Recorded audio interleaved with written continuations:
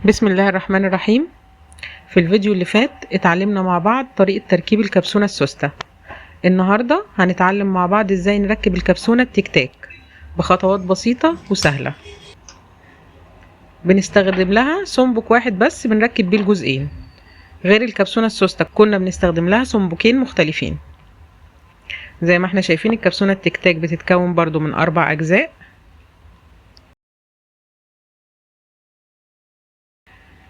زي ما اتفقنا الجزئين الكبار بنركبهم مع بعض،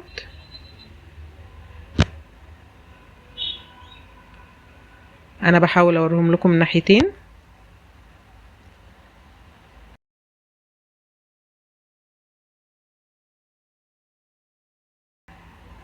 والجزئين التانيين بيبقوا اصغر وبنركبهم مع بعض.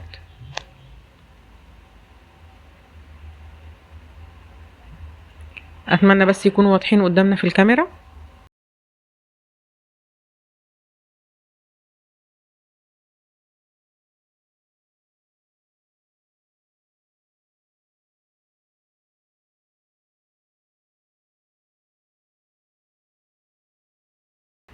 هجيب هنا قطعة الجلد اللي هركب عليها الكباسين،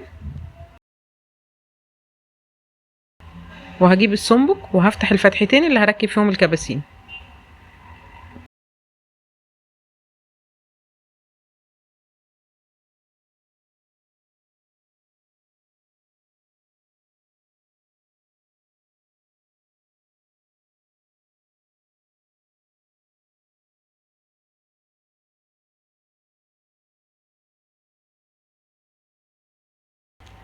كده انا هجيب اول جزئين هركبهم قصاد بعض، الجزء اللي هو عامل زي المراية ده والجزء التاني، دول الجزئين الكبار. الجزء اللي هو عامل زي المراية ده زي ما اتفقنا بنركبه على وش الجلد.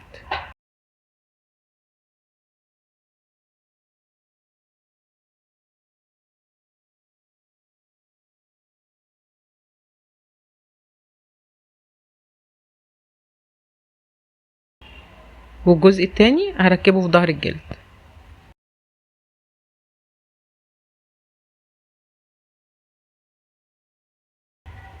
ده السنبك اللي انا بدق بيه الكبسونة التيك تاك، بيبقى شكله كده من فوق زي ما احنا شايفين، شكله هرمي،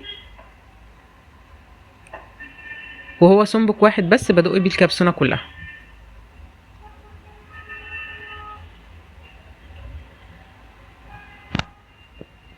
هبتدي اثبته بس كويس وهدق عليه كده دقيقتين جامدين.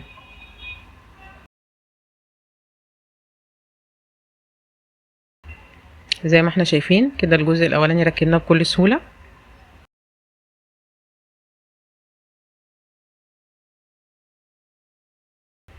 هبتدي بقى اركب الجزئين التانيين اللي هما الصغيرين.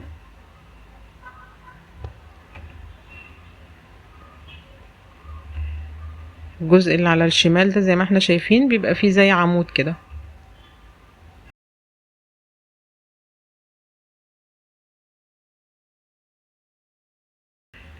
هبتدي اركب الجزء ده اللي قلنا اللي فيه العمود ده، هركبه على ظهر الجلد.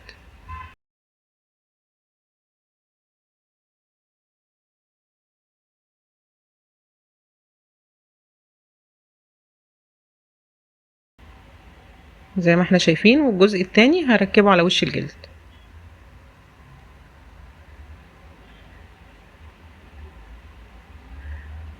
انا بس بحاول اوريكم عدلته ازاي عشان بس ما نركبوش بالعكس.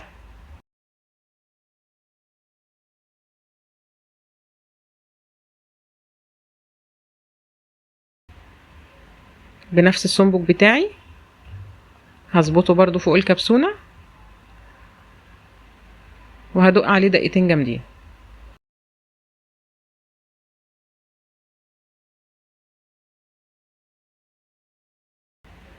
زي ما احنا شايفين ركبنا كده الجزء التاني برضو بكل سهولة، مفيش اي مشكلة.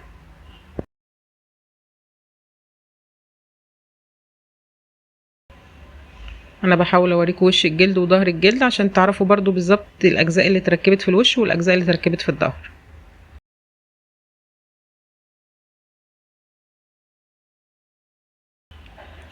وبكده نكون ركبنا مع بعض الكبسونة التيك تاك بسهولة، ما فيهاش اي مشكلة خالص.